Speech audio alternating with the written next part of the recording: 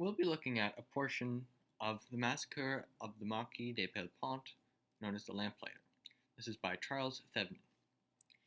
Now, this painting shows July 14th, 1789, which is the day the Bastille was stormed. The Bastille is obviously a very famous French political prison in the heart of Paris. Now, here you see a lamp being raised by a crowd, or some might say a mob, of revolutionaries, and a head upon a spike.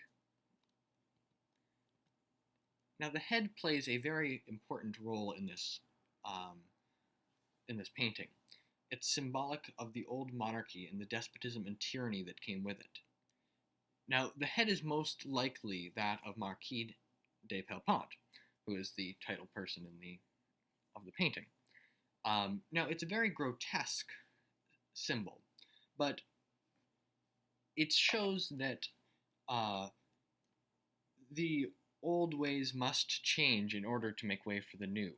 And it's also sort of and by casting this in a sort of negative way, it reflects upon the negative nature of the old monarchy, at least in the eyes of the French people. And the reason that they hated the monarchy and the aristocracy and the elites of French society were that they seemed to not really respond to the needs of the people, and in some cases they went blatantly against it. Now, this can be seen relating to A Tale of Two Cities with Dr. Manet, who's been imprisoned for decades over crimes that have not been made clear yet, but are most likely political in nature, and he certainly didn't face a trial. Now, the other key aspect of this painting is the lamp, and that a lamp gives off light, and that was the main theme of the Enlightened philosophy of the 18th century. Now, these ideas were developed by notable philosophers such as John Locke and Voltaire, and put into practice during the recent American Revolution, and especially in the very important document, the American Declaration of Independence. Now, these really shaped this era and transitioned from the feudal view of society where the king and the clergy were by far the most important, and the common man was insignificant, didn't matter, and it sort of turned this on its head, and to the point where they were saying that the common man was no worse, and in fact, in many ways, was better than the elitists, the aristocracy, the Pope, the clergy, the sort of what were seen as the figureheads of the society. And because of this, you see some very revolutionary ideas, such as the universal rights of man, the concept of self-governance. These ideas are very radical at the time, but they believed that they were better because they're based on reason. And in this painting, the lamp is being raised upon the lamppost. They're symbolically elevating the importance of reason and the Enlightenment in French society.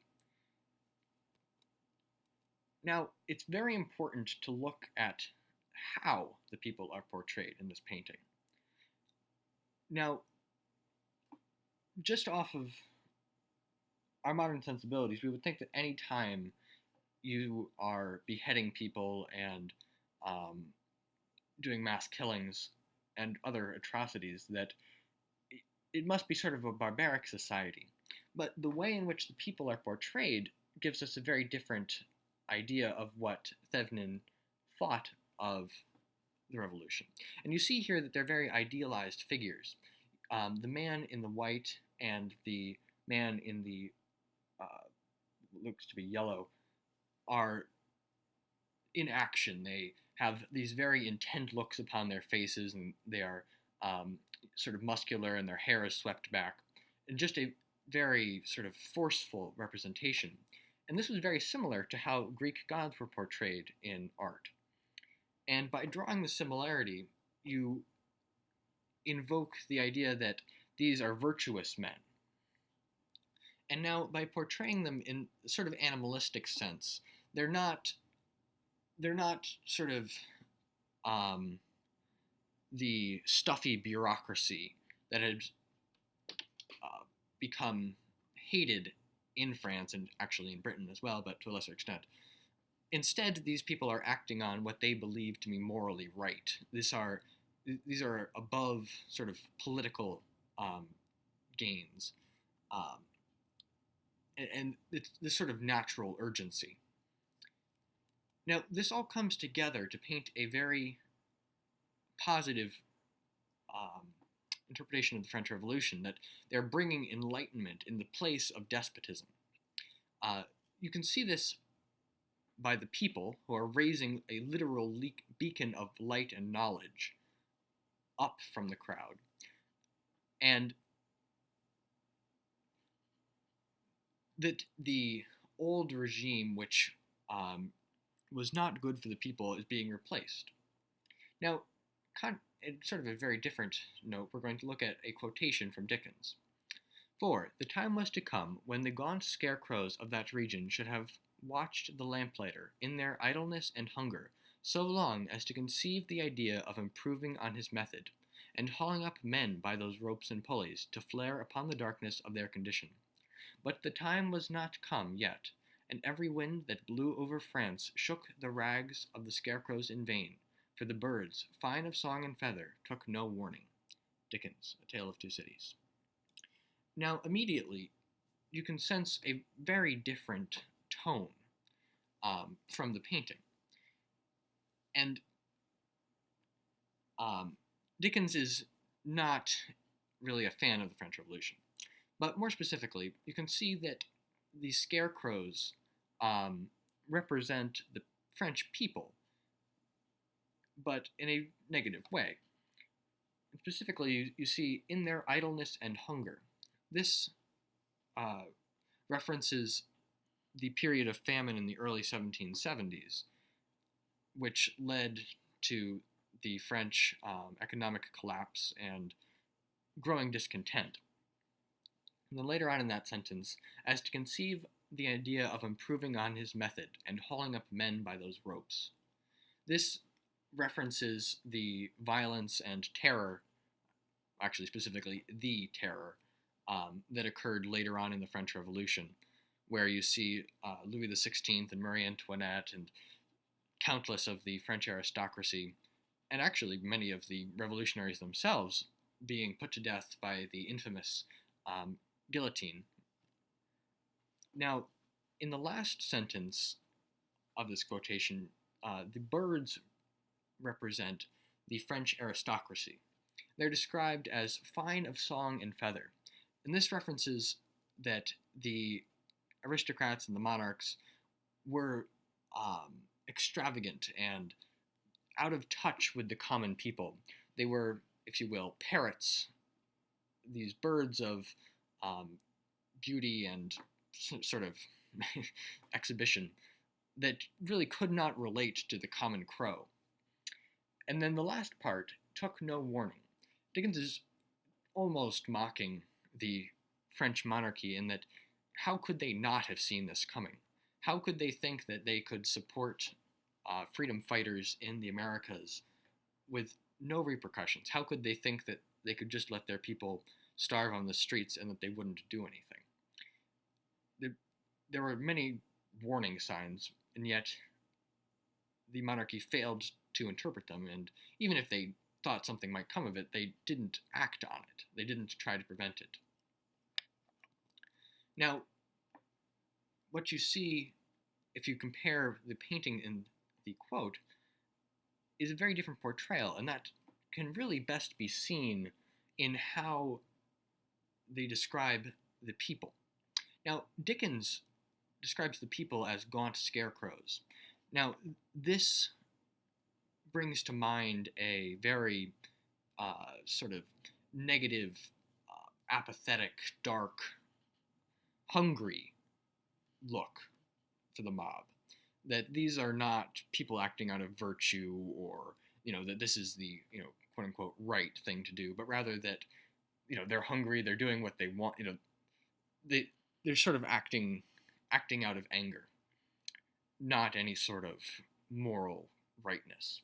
Whereas Thevenin shows these idealized forms, these Greek gods, these very strong men, that it takes the exact opposite take. It references back into antiquity. It references back to Greek democracy and the virtues of the Greeks and to a lesser extent Romans, and showing and trying to make that connection between them and the modern French people, and that instead of just being a rabble of ne'er-do-wells, that instead these are uh, very principled people, that and that their cause is just and therefore good. Now, the difference and the bias, basically, of these two paintings, or of these two works, can basically be boiled down to the time period in which they're painted and the nationality of their creator. And I keep saying painted, obviously, I don't mean painted for the quote. Now, Thevenin was a Greek nationalist who painted during the Revolution. So he was obviously in favor of the events that led up to and during the Revolution, or at least that's what he painted.